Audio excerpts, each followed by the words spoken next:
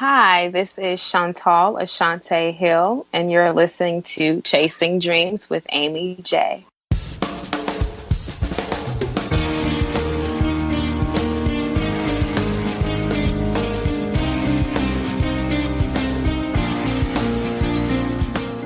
Welcome to Chasing Dreams podcast with Aimee J. Aimee believes that realizing a life without regrets is achieved by taking chances, chasing your dreams, making moves, and overcoming your doubts. The Chasing Dreams podcast will help you overcome life's obstacles, believe in your potential, and inspire you to face your fears. And now here's the woman who is passionately pursuing her dreams, Aimee J.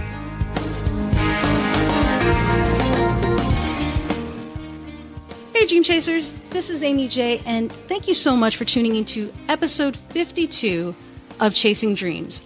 52 is a crazy number. I'm not sure how we ever got here. So 51 wonderful friends and guests later, we have one more wonderful person to add.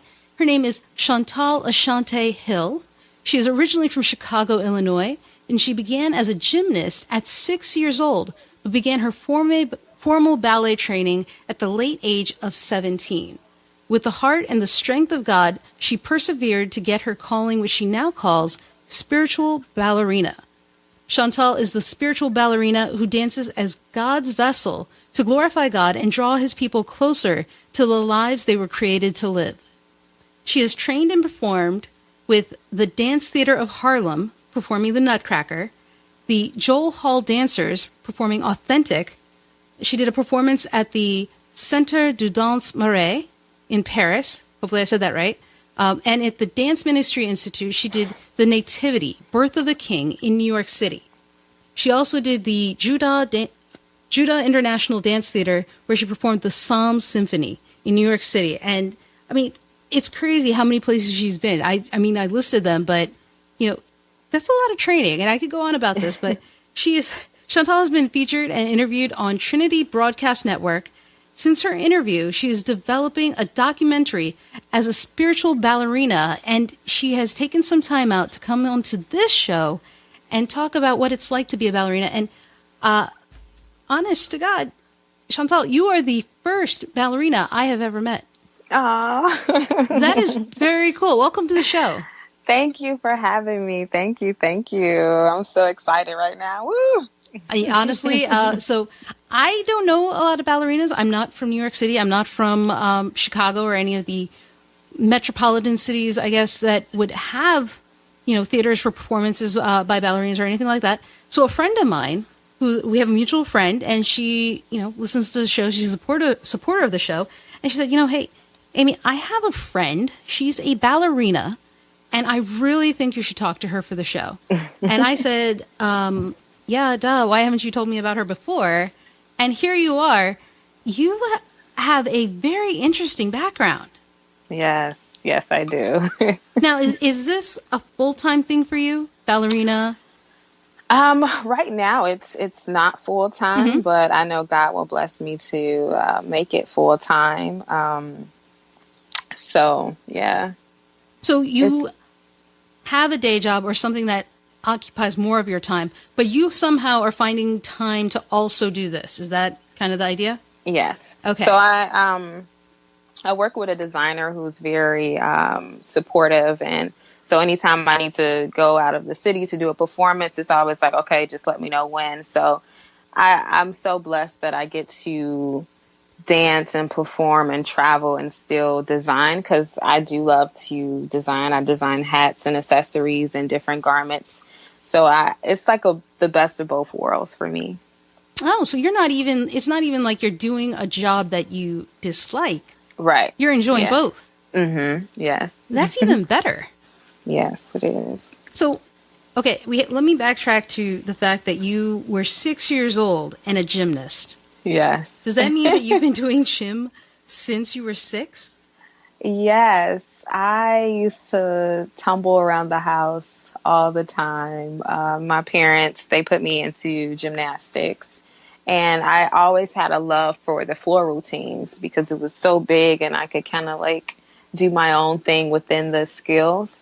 So eventually I went on to dance. Gymnastics started to become way too expensive. And then I ended up getting injured as well. So I was like, okay, I love to dance. Gymnastics, I like it, but dance is really my calling. So then I went on to dance. I danced in high school. I really didn't know much about ballet in high school. I did the Palms team, and my senior year, I ran into my art teacher, and she was like, are you still a gymnast? Are you still doing that? Or what are you doing? And I was like, no, I'm dancing now, and I want to pursue it professionally. And I plan to go to Columbia College in Chicago. And I really want to get a scholarship, but I really need more training. And she was like, really? I have a dance studio, Danspiration Center, and you could come in and take classes, and you can take ballet. And she introduced me to everything. And literally that summer for 3 months, I went home every day and I practiced ballet for like 2 hours. And I was like, okay, I'm gonna get this because I know I'm behind. I'm really gonna get this. But it was more like a nudge from God telling me like, this is gonna be something. Like, take the time out of your schedule and really go home and practice and train and do these exercises. Make sure you stretch. And so within those 3 months, 3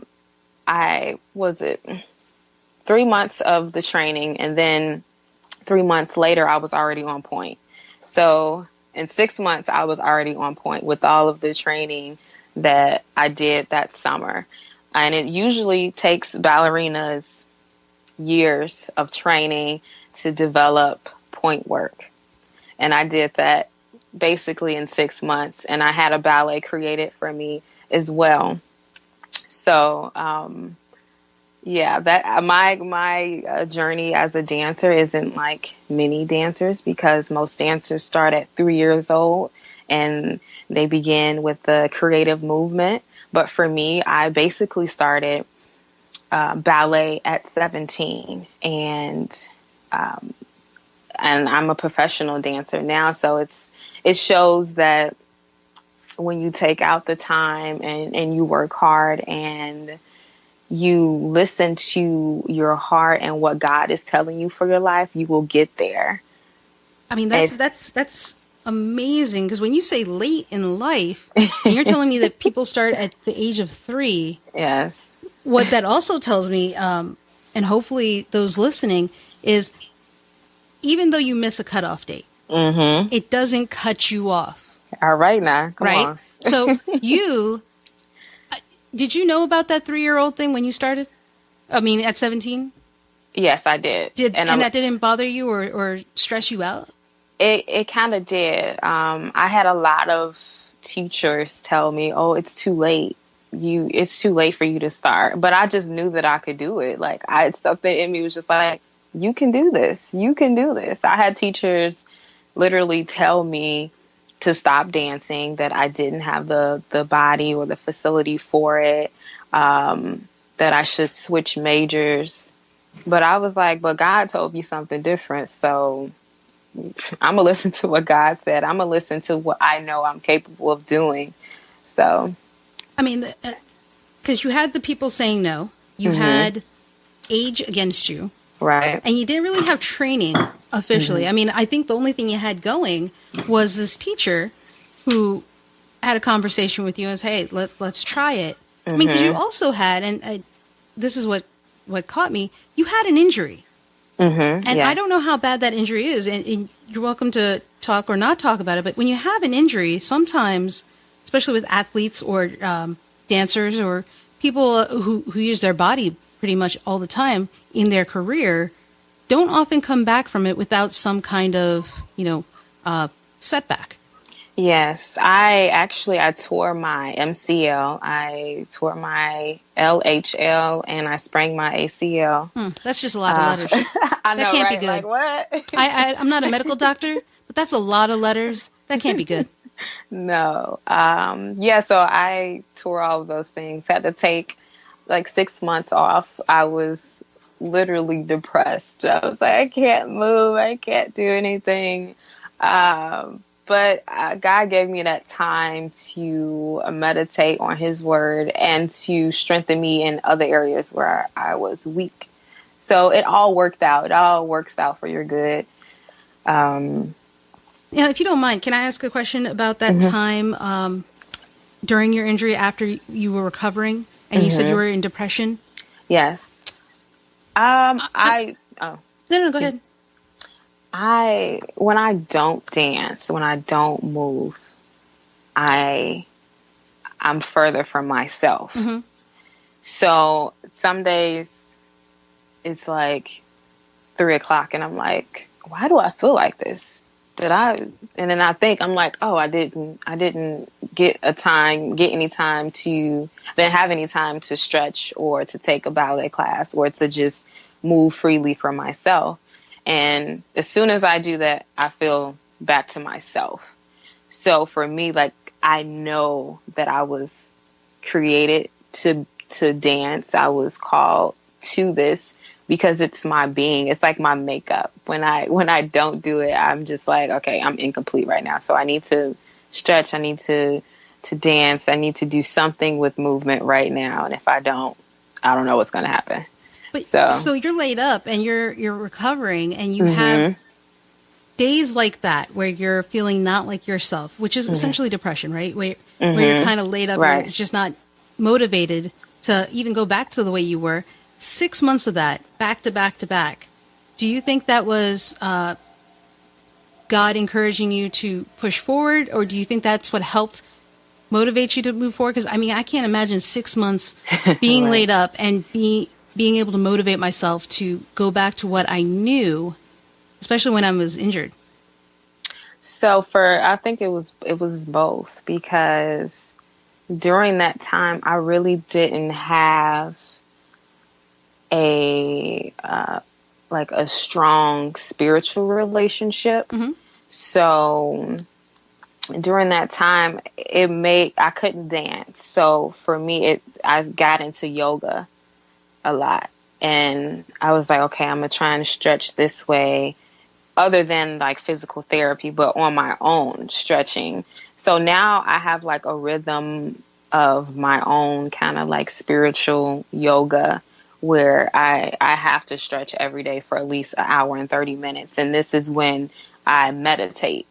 So it flipped me to focus on meditation and stretching when I couldn't dance. So I guess my focus changed during that time, which helped me get through I can't dance or seeing other dancers. Because sometimes I would just go to class just to watch dance and like take notes, and it helped for me to see, okay, this dancer is doing it that way. How can I execute it better? So I would take notes in class and try and look at videos of different dancers and get different ideas about certain movement or about costuming. So it worked out for me. After I got through the fuzzy stage of like, okay, what am I supposed to do here? Right. And you're new to this area, 17, everyone else around you, your peers. I can't imagine that there are too many 17-year-old new ballerinas, right? Yeah. So you're surrounded by all these people who are far more advanced than you. You are not necessarily, in their minds, probably on their level. How did you handle that kind of a situation? Well, maybe I'm wrong. Was that even a situation? Yeah, it definitely was a situation. It was like a battle within. Let me see how. Because the negative part about it was like, okay, I am starting late. I don't know what I'm doing. I'm embarrassed every day. I would go home sometimes really sad, and I would call either my mom or dad and talk to them about it, and they would always encourage me. But the positive side was I'm in this class with these dancers that started at 3 years old. Mm-hmm. I just started. So how I must be doing something right if I'm in the same class with someone that started 3 years old. Like, I must have something. Something has to be there. That's a great perspective. Yeah. So I was kind of like wavering between both situations. And getting through it, it was a lot of time alone, crying, praying, trying to figure it out. Like, okay, God, is this you? Do you really want this for me? And every time I would like go back and be like, okay, I'm just gonna go to school for physical therapy, God will always open doors for me, opportunities for me to dance. And I'll be like, okay, this is you. I just have to work harder. Just because you started late or all of these obstacles are in front of you doesn't mean you have to quit. It means, okay, this obstacle, how can I get past this? What do I need to do? Okay, I got to work harder. It's going to take more. I have to put more heart in. I have to take it seriously. So it wasn't a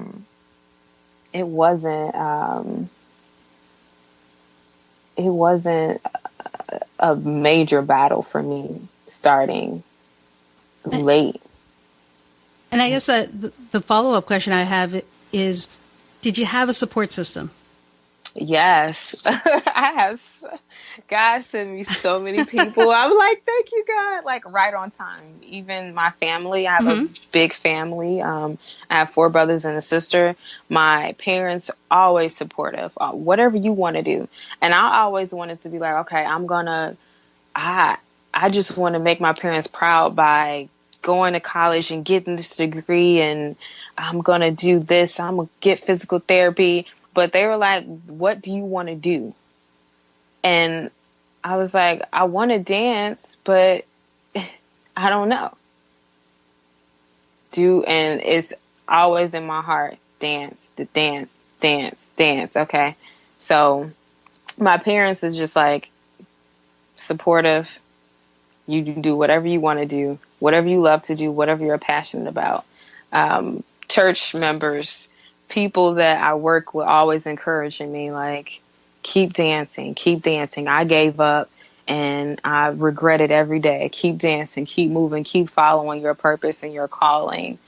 So I'm just so blessed. I have so many wonderful people in my life that encourage me and help me and motivate me and keep me.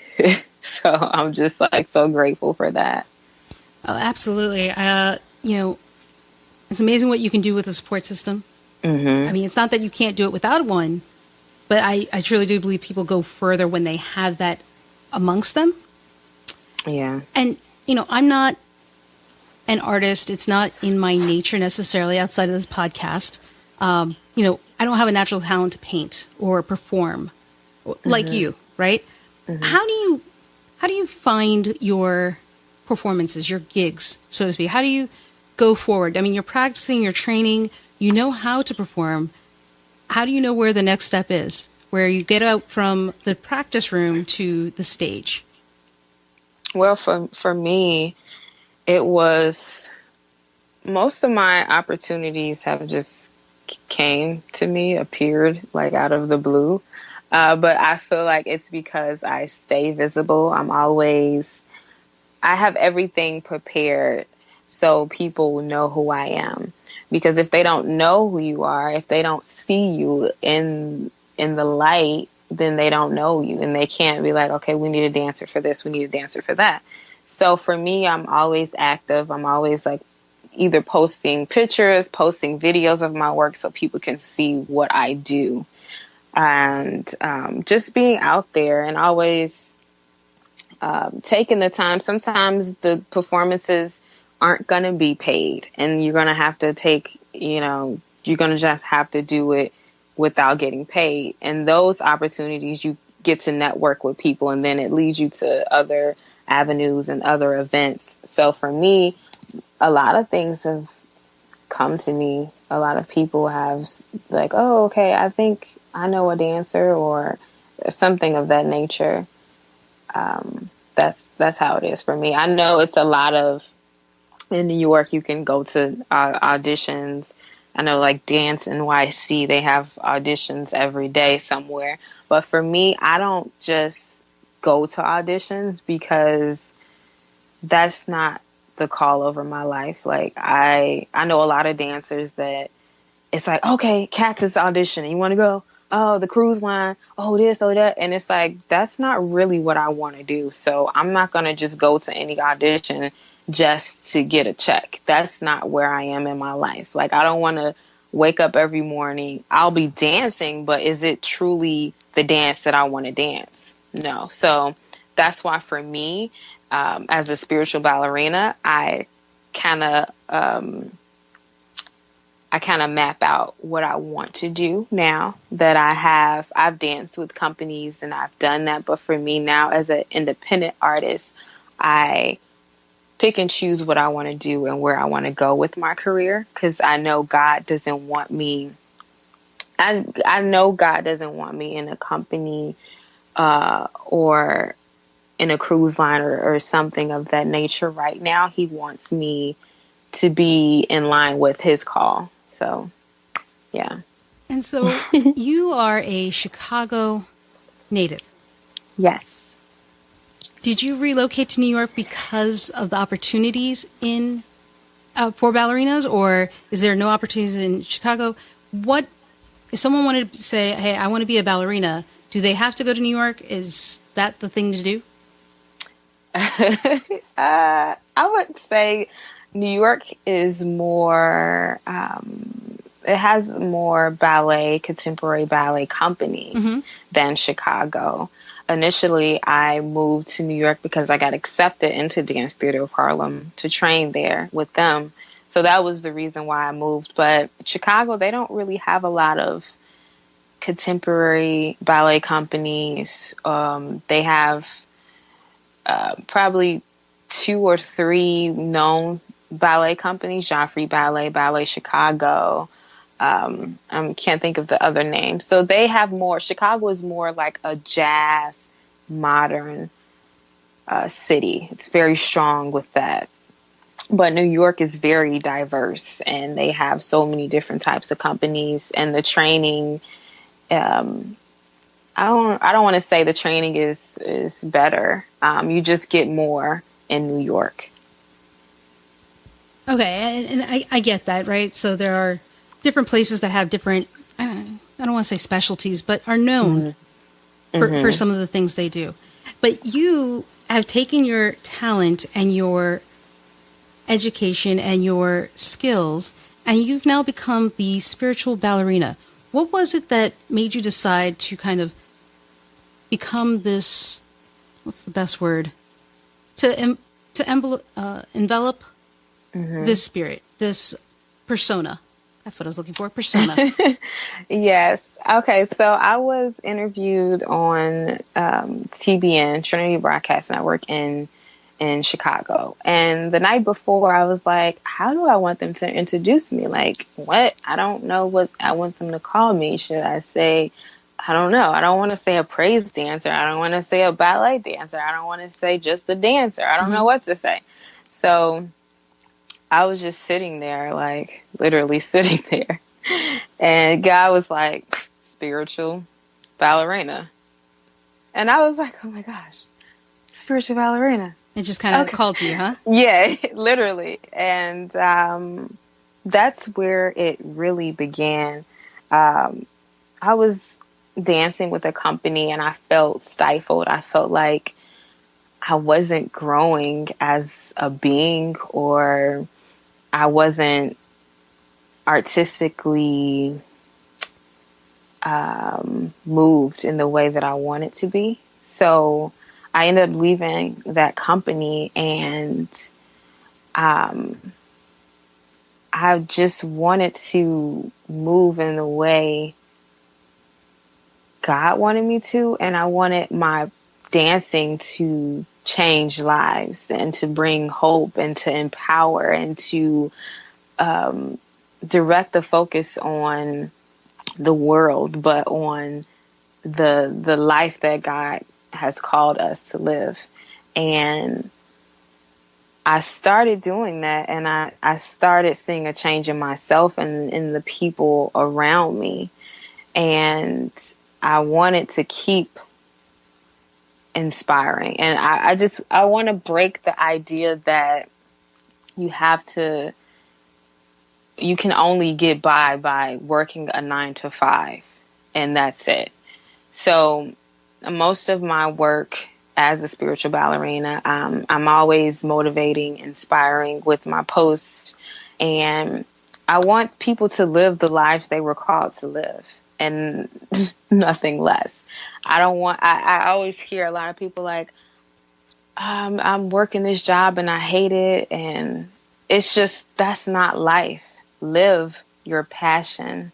Live the way you want to live. Live your calling, and you only know that because you know what is in your heart. So, yeah. Hey, the check is in the mail. Okay, that was great. Just I'll send it to you later.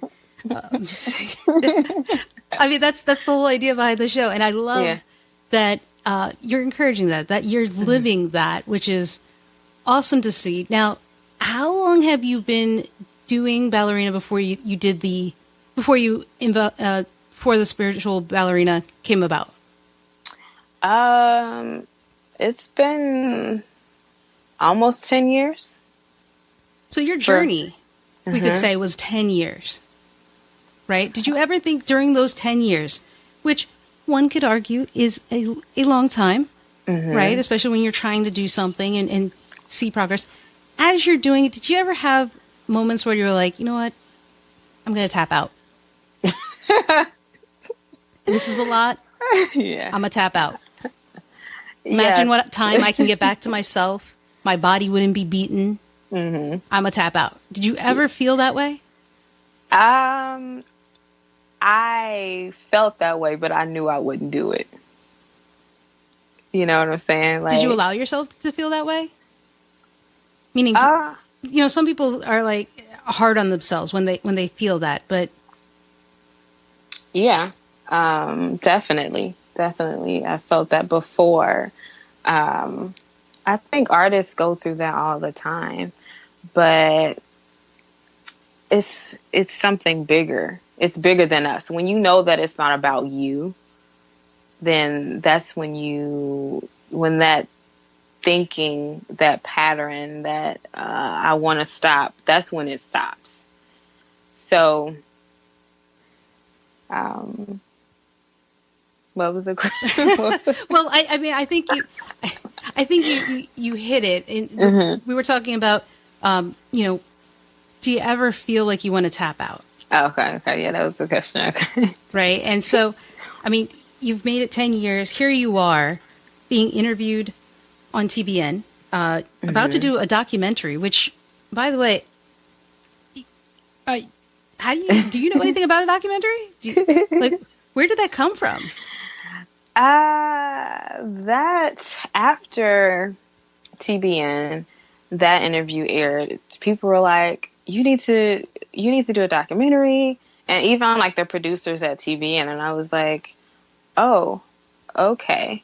But my journey God has been pushing me out, because I'm like, I never really wanted to be on social media or anything. I'm always like, okay, I'll be in my little corner and I'll live life this way. But God has always been like, no, I'm calling you, I'm pushing you out because you have a voice and you need to use it. I created you to live higher than what you're living now.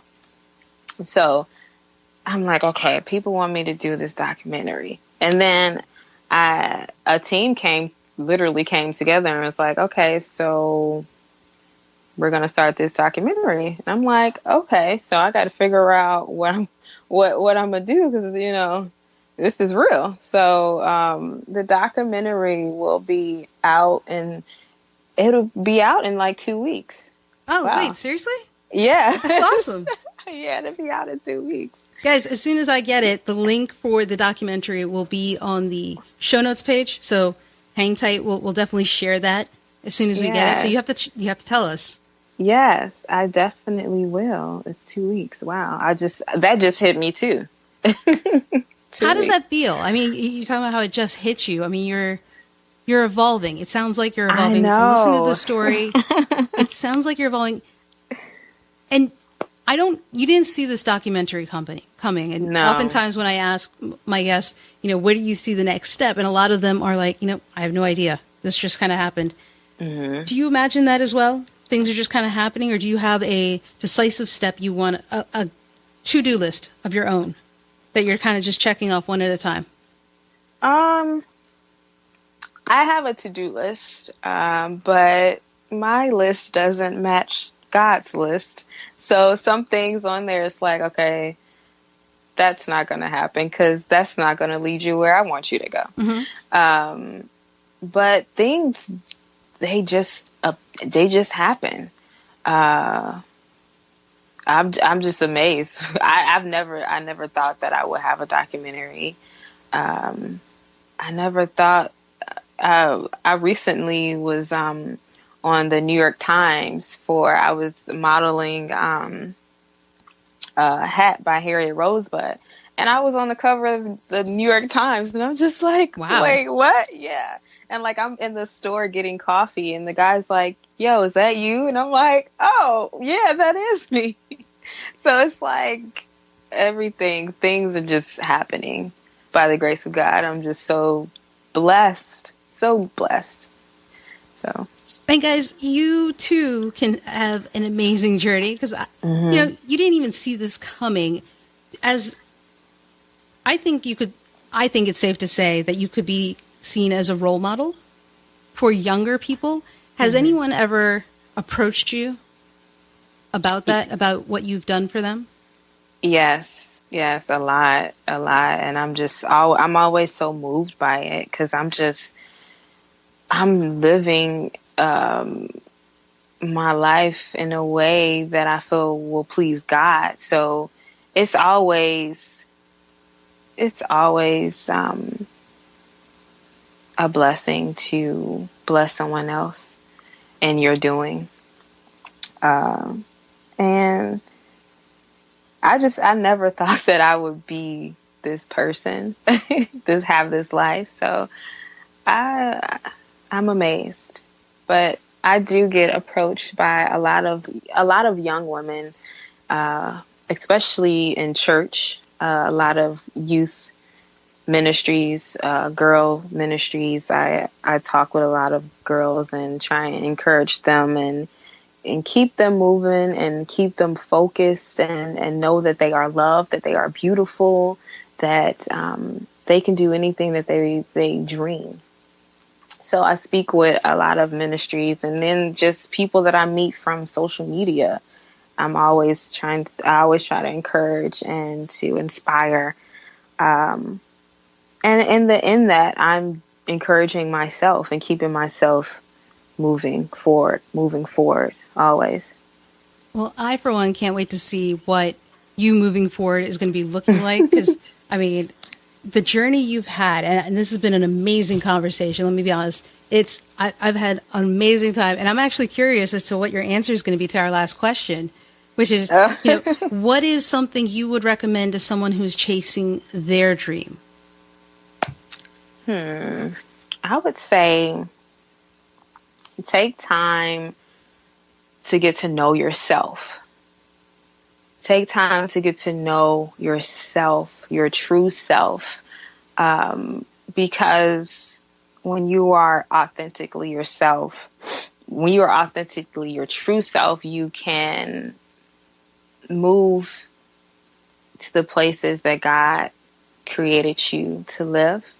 When you know yourself, you know the parts of you that are weak and that hold you back. And when you know those weak parts, you're like, okay, how can I maneuver? How can I make this not my weakness, but my strength? How can I overcome certain situations within myself? So in that knowing yourself, you have to take time to meditate.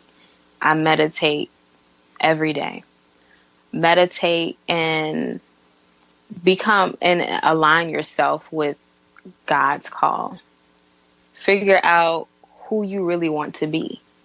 What do you really want to do? So within that time, if you feel like meditating is too deep, take time out for yourself to figure out yourself and what you really want to do, who you really are, and love yourself. Love yourself through this journey. This is a journey. You will get there. Keep loving yourself. So that's, I don't know if that was too long, but no, that was perfect.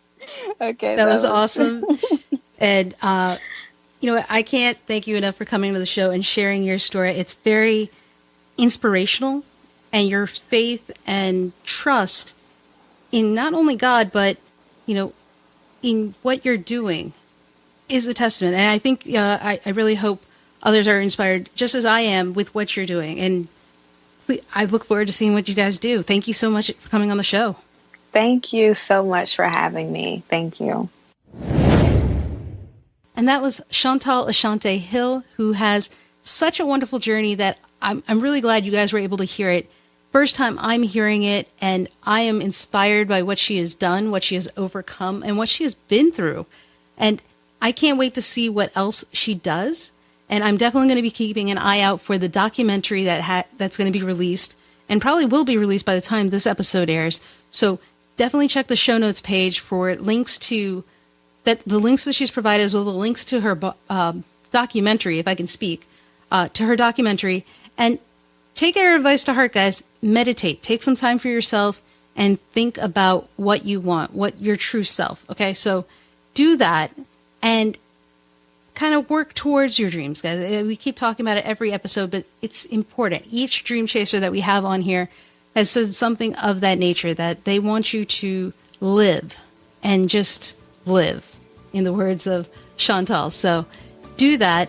And in the meantime, as you're living, keep chasing. Thank you so much for listening to Chasing Dreams. Aimee would love to connect with you and hear all about your pursuit of chasing your dreams. Connect with her on Facebook, Twitter, or Instagram via @ChasingDreamsHQ. Or you can find Aimee on Twitter @AimeeJ21.